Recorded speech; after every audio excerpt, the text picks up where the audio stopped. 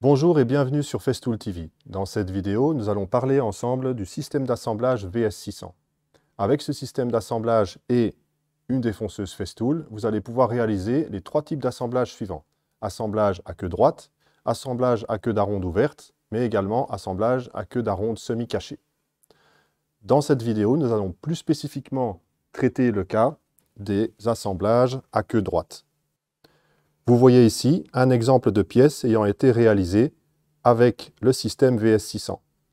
Ce sont des pièces brutes qui ont simplement été montées à blanc. Nous allons voir ensemble comment réaliser donc ce type d'assemblage. Le système VS600 fonctionne de la façon suivante.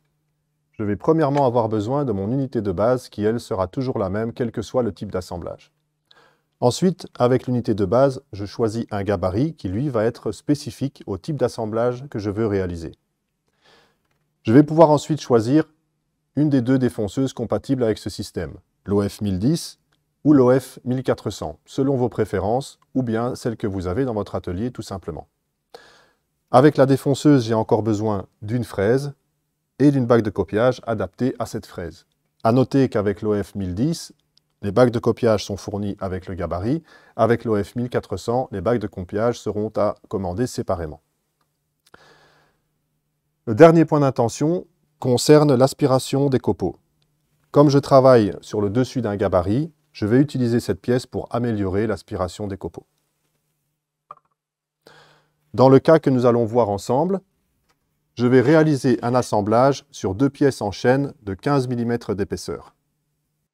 Pour récapituler le matériel dont nous avons besoin pour réaliser cet assemblage à queue droite, il nous faut donc une unité de base VS600, un gabarit spécifique FZ10, 10 étant pour les queues d'épaisseur 10 mm, une fraise hélicoïdale de 10 mm également. On utilisera préférablement une fraise hélicoïdale pour éviter de faire des éclats.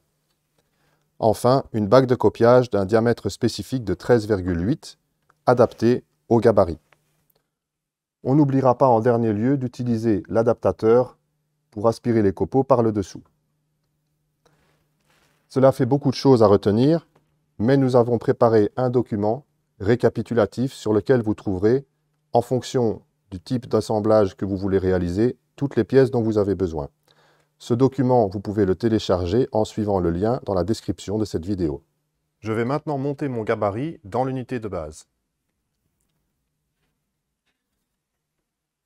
Je relève le profil en aluminium vers le haut et l'important est que cette languette coïncide bien avec la rainure du profil. Une fois qu'il est en place, je serre avec les vis de fixation. Je dois encore maintenant adapter les deux butées gauche et droite à mon gabarit. Pour cela, je vais glisser la butée jusqu'à ce que la pointe de la flèche coïncide ici avec le côté de l'ouverture. Une fois que je suis bien contre, je peux serrer la position de la butée. Même chose de l'autre côté. Je dois encore m'assurer que la butée notée FZ10 soit bien vers l'intérieur du gabarit, comme ceci. L'étape suivante va être de monter la fraise et la bague de copiage sur ma défonceuse.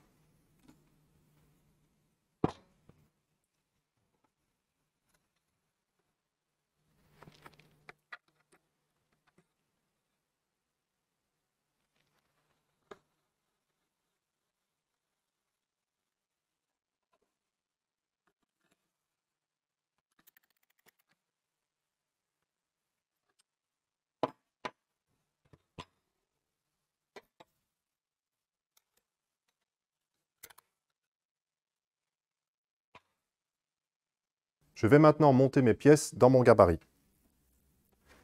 La façon la plus rapide de travailler est de réaliser les deux fraisages en même temps. Je vais positionner les pièces de façon verticale à l'intérieur du gabarit et la butée va me permettre d'avoir le décalage de 10 mm entre mes deux pièces. Encore quelques points à respecter pour l'installation des pièces à l'intérieur du gabarit. Si je prends l'exemple d'un assemblage terminé, il faut que les deux faces visibles soient l'une contre l'autre pour éviter les éclats. Ensuite, la partie supérieure de mon assemblage est la partie qui viendra contre ma butée pour pouvoir commencer précisément avec une demi-dent. Enfin, la face qui est la face la plus jolie, où je vois toutes les dents dans leur entièreté, sera la face qui sera dirigée vers moi dans le gabarit. Je positionne donc provisoirement mes pièces dans le gabarit, en les mettant bien contre la butée et en les faisant dépasser un petit peu vers le haut, comme ceci. Je vais réaliser l'opération de fraisage de l'extérieur du gabarit vers l'intérieur du gabarit. Pour éviter de fraiser dans mon profil en aluminium, je vais utiliser une pièce martyre dont l'épaisseur devra être légèrement supérieure à la profondeur de fraisage. Pour mettre en place cette pièce, je vais commencer par desserrer la barre de pression à l'arrière et également remonter mon gabarit en position haute.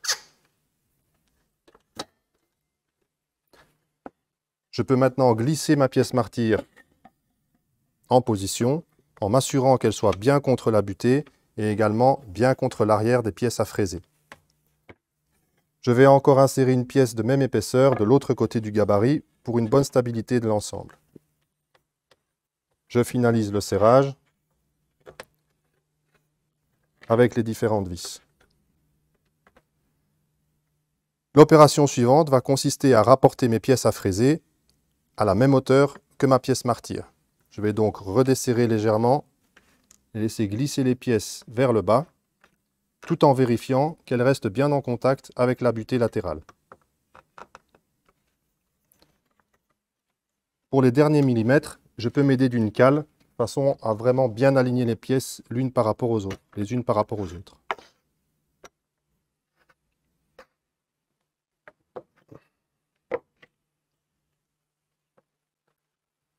Je peux maintenant redescendre mon gabarit en position de travail.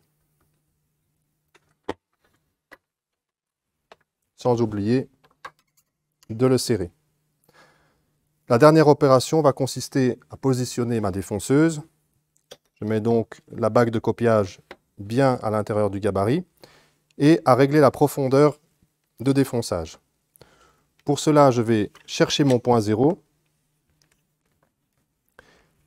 et à l'aide d'une chute de bois qui fait la même épaisseur que mes pièces à fraiser, je vais régler la profondeur. Une fois la profondeur réglée, je vais encore rajouter 2 dixièmes avec le réglage fin. Les 2 dixièmes vont me servir à la chose suivante. Une fois mon assemblage réalisé, j'aime que mes dents dépassent légèrement de façon à pouvoir assurer une finition parfaite au ponçage.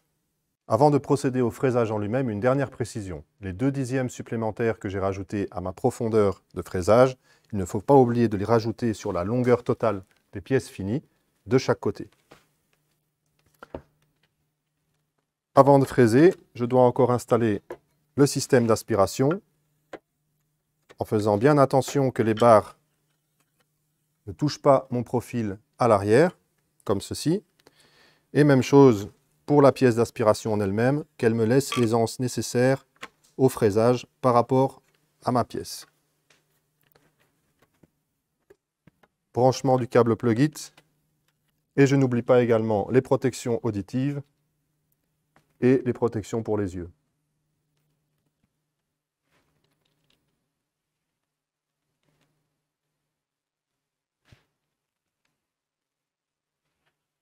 Je vais ensuite démarrer ma défonceuse, la positionner à la profondeur de fraisage et suivre mon gabarit de gauche à droite jusqu'à la fin du fraisage.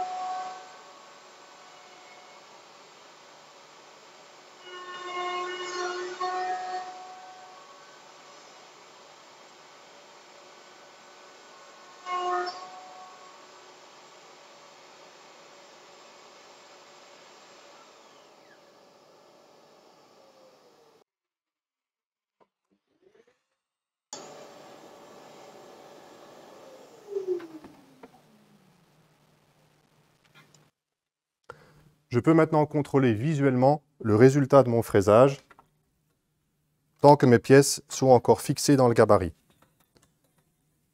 Si jamais je n'ai pas été assez loin avec mon fraisage, je peux encore effectuer une rectification. Bien sûr, une fois que je sors les pièces du gabarit, c'est trop tard. Nous allons pouvoir maintenant vérifier le bon montage des pièces que nous venons de réaliser.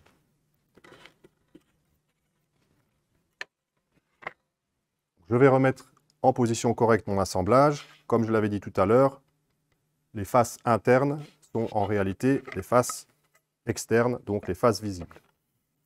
Et je constate que mon assemblage est parfaitement réalisé.